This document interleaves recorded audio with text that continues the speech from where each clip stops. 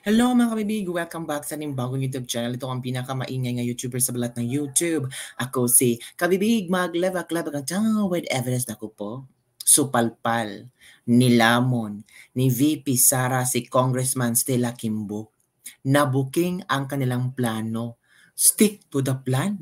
Tapos dininay pa niya na hindi ko sinabi, wala akong nasabi, Vice President tungkol sa stick to the plan. Akala kasi nila na hindi na nakikinig si VP Sara. Akala kasi nila na si VP Sara doon ay pumunta na hindi handa at hindi alam kung ano ang gagawin.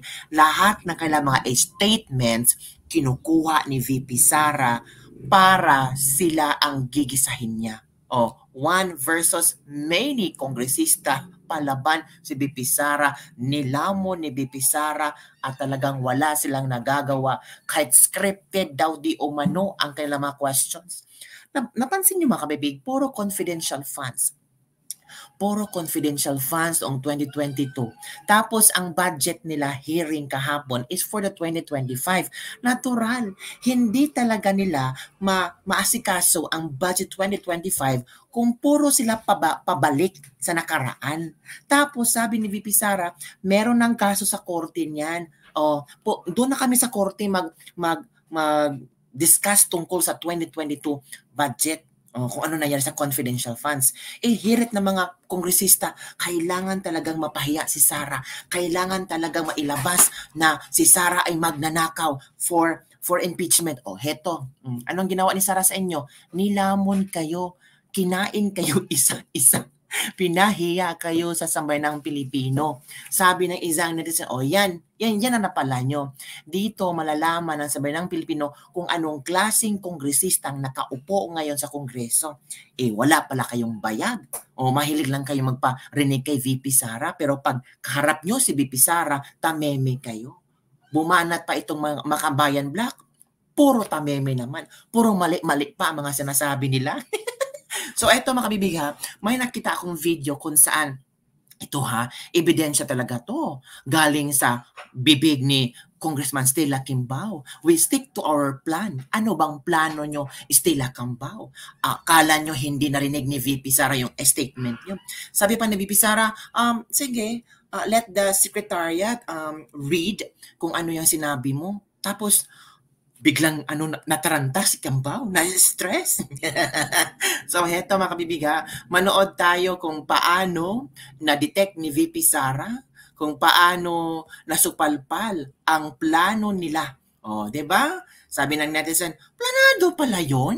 Akala namin 2025 budget ang pag-uusapan. Bakit puro confidential funds? Sabi pa ng isang netizen, kailangan malaman kung paano nilustay ni VP Sara ang 125 million. Meron nang kaso ang VP, Office of the Vice President sa Supreme Court. Doon lang sila mga tawag doon sila mag-discuss. Sino ba itong nakaupo? Mga kongresista naman, hindi naman sila mga lawyer. Diba? Hindi naman ito Supreme Court. Ito mga kabibig ha, manood tayo kung pati itong si Congressman Luistro. Sabi pa ni VP Sara, ang dami niyang pasikali, ang dami niyang statement. Ito na. With me is a copy ito. of the letter of the Office of the Vice President. Tapos signed by Attorney Zuleka T. Lopez, Undersecretary and Chief of Staff, addressed to Honorable Gamaliel. Palagi lang magbabasa-basa lang kakakuha lang ni Congressman Luistro ng letter na yan several minutes ago. Bakit hindi mo binasa sa bahay? Chairperson, and I lament that I do not have material time to go over this letter by wala. May prepared speech na against the letter. Pero kahit kakuha lang niya, may prepared speech na si Congresswoman Luistro. Prepared na pala. Bakit mo ba binasa ang letter ng VP Sara? Diba?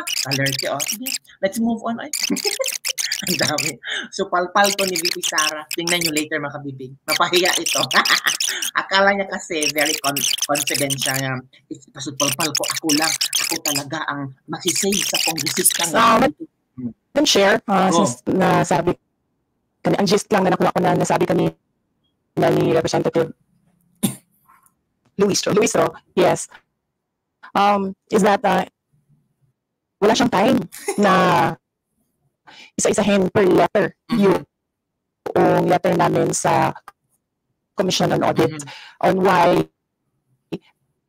the requested documents should not be released to Congress. Pero nakahanda na yung mga sagot niya sa lahat ng arguments namin sa national security, sa due process, and sa separation of powers. Is this part ba of what you said earlier, Representative Kimbo, that let's stick to the plan? There you go. Akala nila kasi si VP Sara hindi makikinig. Akala nila kasi na walang kaalam-alam itong Vice Presidente natin. Akala nila kasi ang Vice Presidente natin lutang. Akala nila kasi si VP Sara ay pabayang leader. O eto na. Sinupalpal si Ruistro. Sabi ni VP Sara, ang naintindihan ko wala siyang oras para magbasa, mag-ano-ano. Pero nakahanda na yung argument sa amin. Akala ko ba wala siyang time para magbasa? Bakit nakahanda na ang mga arguments niya para sa amin about national security at kung ano-anong katsaravahan ek-ek niya? O eto na.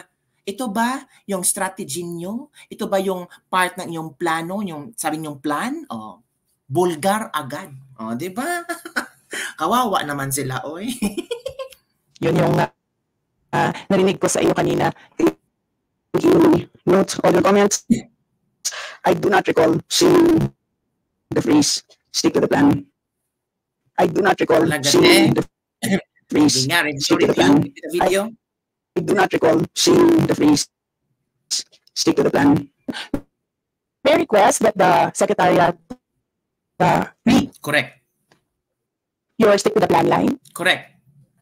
As I said, Madam Vice President, we don't have the right to make requests. Hala? Wala palang karapatan ang VP magtanong, walang karapatan ang VP mag-request. So yung resource speaker o person na uupo sa Congress ay tatanungin lang talaga.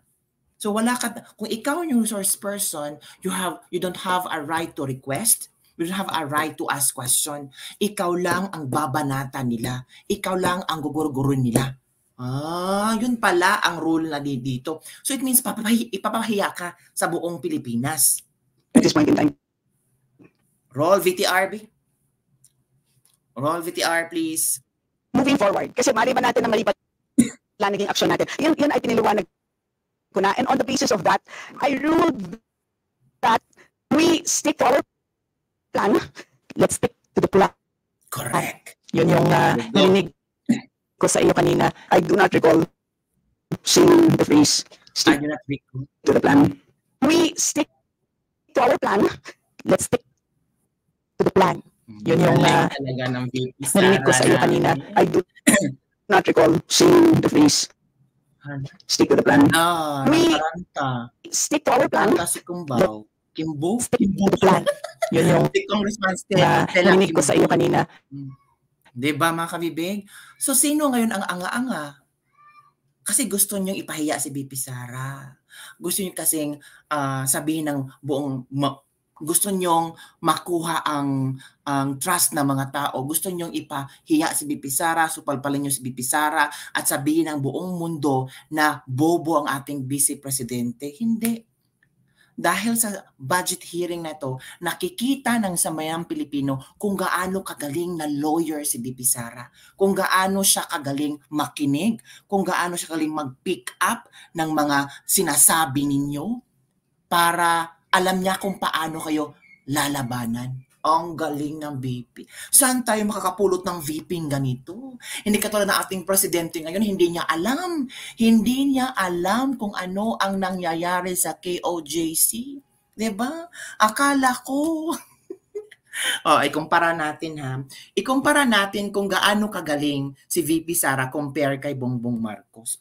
Hala, bakit naman ganun ka kabibig, mag-compare ka? Kailangan nating tingnan kung gaano kagaling si Bongbong Marcos din. Magaling naman si Bongbong Marcos, mga kabibig. Talaga kabibig, magaling yan, presidente yan eh. Dapat talaga, yung lahat ng senses sa katawan mo, dapat open. Dapat, anong tawag dito? alert na alert ka. In case may mga tanong, alam mo na kung anong isasagot at alam mo kung ano ba ang totoong nangyari, mga kabibig. Mahirap naman kung hindi natin alam. Ang sabi ng ilang mga netizen, naku kabibig, delikado yan. Pag walang alam, puro na lang salita ang sinasabi. Ito mga kabibig, hanapin ko muna yung video at tingnan natin kung gaano kagaling si Pangulong Bongbong Marcos tungkol sa KOJC. Grabe, nanginginig, nakakanginig. 71% ha, tumaas ang trust at approval rating ni Pangulong Bongbong Marcos. Paano yan? Ang galing-galing. Eto kabibig ha, i-share ko sa inyo. Ang galing, 71%. Sino bang makakuha, biglang tumaas sa Okta Research? Eto pakinggan natin ha. Hindi kami gumamit ng data. Wala kami ginawa ganun. So what they are talking about is political na yan. Political. Hindi natutulog. Hala. You go to any human rights advocate study that we did. Lahat ng pumasok na pulis, hindi armado. Hala. Walang baril. Kahit isa. Hindi kami gumamit ng data. Hala. Wala kami ginawa ganun. Hala. So what they are talking about is political. Political daw. Hindi natutulog yan. Hindi ito. Walang nagdala ng KOJC. Pumasok na pulis, hindi armado. Hindi armado ang mga walang baril, kahit isa. Walang baril. Ay, hindi kami gumamit ng data. Hindi sila gumagamit ng tilt. Wala kami ginawa ganun. Wala silang ginawang What? Inamin niya, kasali siya doon. Inamin niya, kasali siya doon. Akala ko walang alam ang Malacanang, meron pala. Galing sa bibig ni Pangulong Bongbong Marcos. Wala kaming ginawang ganun. So yun lang po mga kabibig ang ating latest lebak-lebak for today. Kayo nang bahalang magkumpara. Ano sa palagay niyo? Diba mga kabibig? So don't forget to like, subscribe, and share this video. At salamat po sa lahat ng palaging sumusubaybay, lalo sa ating mga OFW na talagang nawiwindang sa mga nangyayari sa Pilipinas. Okay, bye everyone. See you next time.